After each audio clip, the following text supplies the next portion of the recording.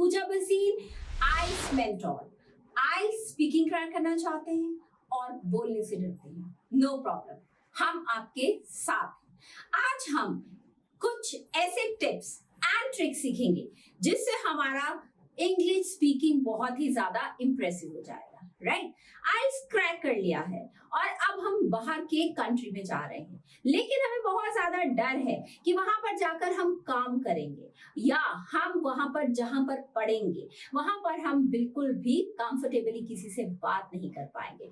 तब भी ये फ्रेजेस जो मैं आपसे आज करवाने लगी हूँ वो बहुत ही ज्यादा यूजफुल है। सिमिलरली आइल्स ना हमें क्रैक करना है ना हमें बाहर जाना है। प्रॉब्लम क्या है, हम यहाँ पर ऑर्गेनाइजेशन में या यहाँ पर हम अपनी एजुकेशनल प्लेस पर कंफर्टेबल नहीं है, हम अपने फ्रेंड्स के साथ उतना खुलकर बात नहीं कर पाते हैं। क्यों? क्योंकि हमें इंग्लिश बोलना नहीं आता। तो इन ऑल द 3 केसेस आपके साथ जो स्पीकिंग में ये टिप्स मैं शेयर करने वाली हूँ वो आपके लिए बहुत ही ज्यादा यूजफुल साबित होने वाले हैं, right? They are going to be quite useful for you in your speech. तो सबसे पहले मैं आपको बताती हूँ कि आज मैं आपको क्या सिखाने जा रही हूँ, दैट इज फ्रेजेस। ये जो फ्रेजेस होते हैं ये बहुत ही ज्यादा इंपॉर्टेंट होते हैं। क्यों? क्योंकि जब हम फ्रेजेस यूज करते हैं अपने बोलचाल में तो हम ऐसा लगता है कि हमारी जो इंग्लिश है वो ऑटोमेटिकली हमारे अंदर से आ रही है। It's very fluent and it's quite flexible, right? तो जैसे एक नेटिव स्पीकर्स इंग्लिश बोलते हैं, अगर आपको वैसी इंग्लिश बोलनी है तो आप अपने बोलचाल में ये फ्रेजेस को यूज कीजिए। तो चलिए, सबसे फर्स्ट फ्रेज है if I remember correctly it was.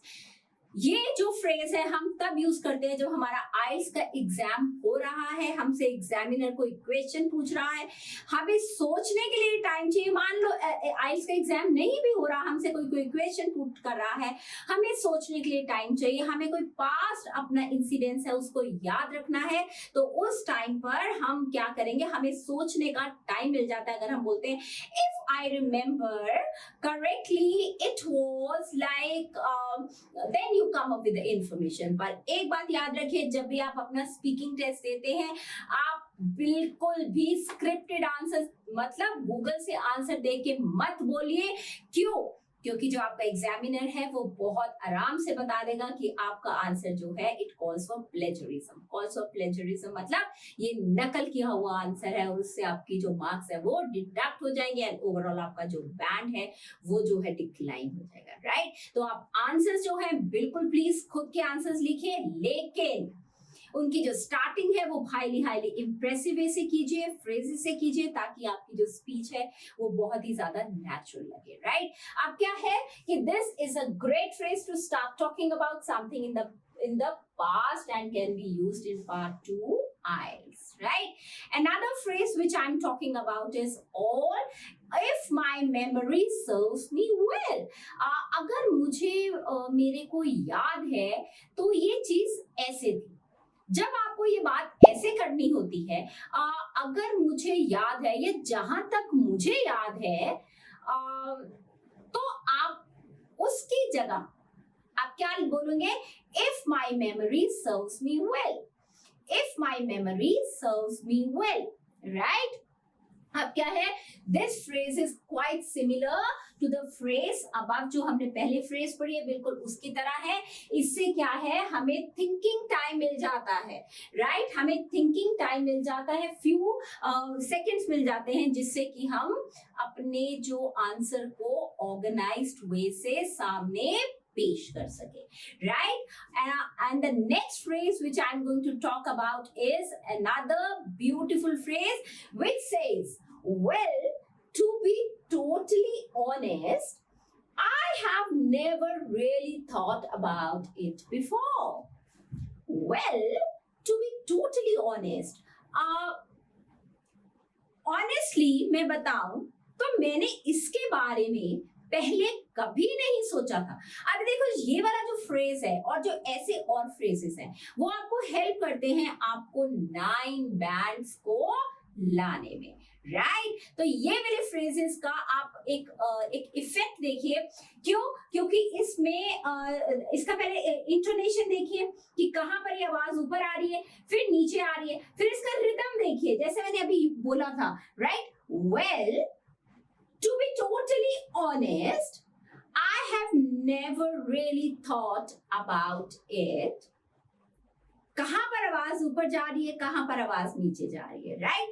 तो क्या है इसमें, सबसे पहले एकदम ऊपर आवाज आती है, well to be totally honest.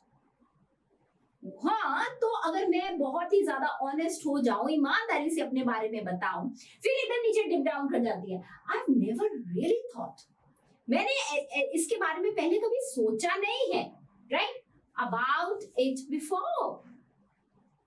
और उसके बाद जैसे ये एंड होता है तो ऐसे लगता है कि वो आप उसी से ही कुछ क्वेश्चन पूछने जा रहे हैं। तो ये जो फ्रेज है ये अपने आप में बहुत ही ज्यादा एनरिच और इम्प्रेसिव फ्रेज है, राइट? तो इसके बाद क्या है कि अगर मान लो आप ये देख रहे हो कि वहां पर आपको, जहां पर आइल्स में आपका स्पीकिंग टेस्ट हो रहा है, आपको अपने आंसर्स देने हैं, तो आप हमेशा अपने आंसर्स जो है वो टू द पॉइंट, जब भी आप बोलना स्टार्ट करते हो, टू द पॉइंट आप कभी भी अपने आंसर स्टार्ट नहीं करते हो, राइट? आप क्या करते हो, कुछ ना कुछ स्टार्टिंग में कुछ फ्रेजेस लगाते हो।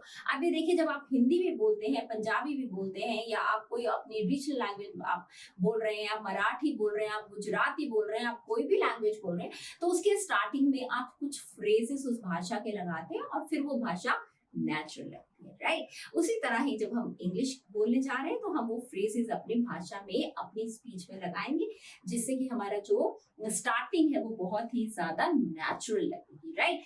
अब क्या है, फर्स्ट एंड फोरमोस्ट, पहला सबसे पहले क्या बोलोगे आप? अगर आप मान लो कुछ बताने लगे हो स्टार्टिंग से, तो आप क्या बोलोगे? First and foremost I think it should be this, right? उसके बाद क्या है, and why do I find it so appealing? It is after all, मान लो आपसे क्वेश्चन ये पूछता है कि आप कहाँ रहते हो, और आप ये बताते हो कि मैं इस जगह पर रहता हूँ, तो आप वो बोलता है कि do you find your place appealing? तो आप बोलोगे कि हाँ, मेरे को वो अपनी जगह जो है बहुत अपीलिंग लगती है। फिर वो नेक्स्ट क्वेश्चन आपसे पूछता है कि why do you find your place appealing? तो आप क्या बोलोगे? Just because I am born and brought up here, right? तो आप उसी तरह ही आप सिंपल ऐसे नहीं बोलोगे just because I am born and brought up here, तो बोलोगे and why I find this place appealing, right? मुझे ये जगह क्यों बहुत ज्यादा अपीलिंग लगती है? It is after all the place where I am born and brought up, right? It's after all the place where I am born and brought up, right? अगला देखिए, टू बिगिन विद, शुरू करते हुए अगर आपसे ही introduction वो लेता, चलो बताइए अपने बारे में, बताइए अपनी फैमिली के बारे में बताइए। ये क्वेश्चन, ये जो फ्रेज है, ये तो बहुत ही ज्यादा इंपॉर्टेंट तब भी होता है जब आप इंटरव्यू, एक जनरल अपनी जॉब इंटरव्यू देते हो, उसमें भी ये बहुत ज्यादा इंपॉर्टेंट है। टू बिगिन विद, आप क्या बोलेंगे? To begin with, right? उसके बाद देखिए, one of the most intriguing aspect about, वो एस्पेक्ट जो आपको बहुत ही ज्यादा ऐसा लगता है कि आपको क्लियर नहीं है, ठीक है, आपको बहुत सस्पिशियस सा कुछ लगता है कि ये चीज ऐसे क्यों है, तो आप पलट के उससे पूछ सकते हैं अपने एग्जामिनर से, या आपको कुछ चीज डाउटफुल लगती है, या आपको कुछ मन में डाउट अराइज हो रहा है, या आप कॉमन पब्लिक में अपने फ्रेंड से बात कर रहे हैं, वहां पर आपको कुछ डाउट आ रहा है, तो आप हमेशा बोल सकते हैं one of the most intriguing aspect, right? उसके बाद है, this is the most significant day और opportunity of my life, because वो आपसे पूछते हैं कि आप जिस दिन आइल्स क्लियर कर लेंगे, वो दिन आपके लिए क्या इंपॉर्टेंट है, क्या वो दिन सिग्निफिकेंट है आपके लिए? तो आप हमेशा यस या नो में आंसर नहीं देंगे, और आप क्या बोलेंगे? This is the most significant opportunity of my life, because, right?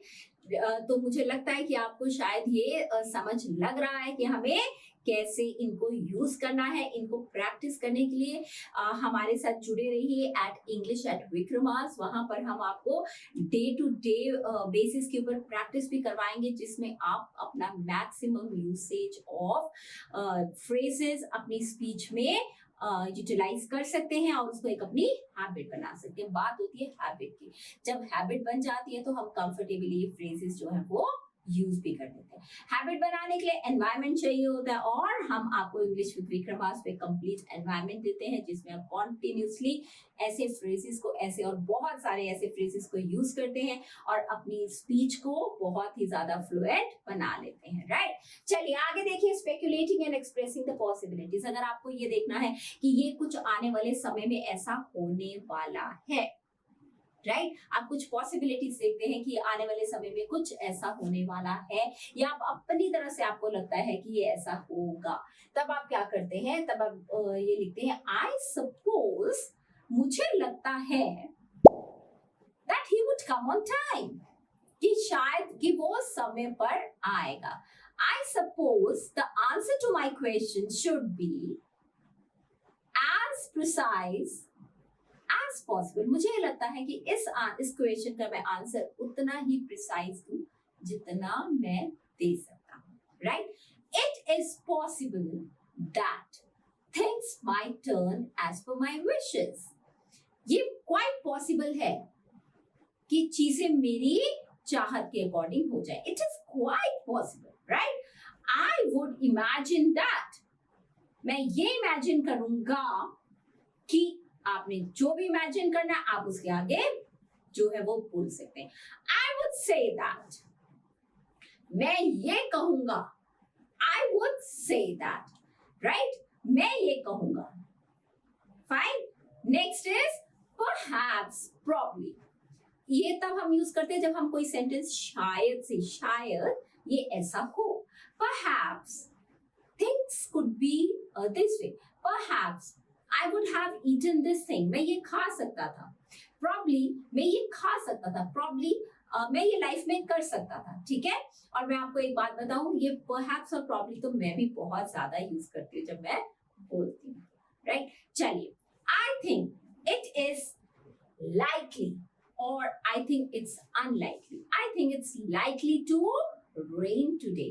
मुझे लगता है कि आज बारिश होगी। I think it's unlikely to have anything in your life. तो मुझे लगता है कि जैसे कल हुआ था शायद वो आज नहीं होगा। तो ये जो छोटे छोटे फ्रेजेस को यूज करना आप सीखिए। अगर आपको अब भी लग रहा है कि आपको इन फ्रेजेस को यूज करने के लिए प्रैक्टिस चाहिए तो हम आपके साथ हैं, आपको प्रैक्टिस करवाएंगे। हम आपके साथ हैं, इन फ्रेजेस के सेंटेंसेस बनवाएंगे। हम आपके साथ हैं, आपको एक फ्लुएंट स्पीकर बनाएंगे। द ओनली पॉइंट इज हमारे साथ इंग्लिश विद विक्रमास पे जुड़े रहिए। हमारे वीडियोस को लाइक, शेयर एंड सब्सक्राइब कीजिए as much as you can.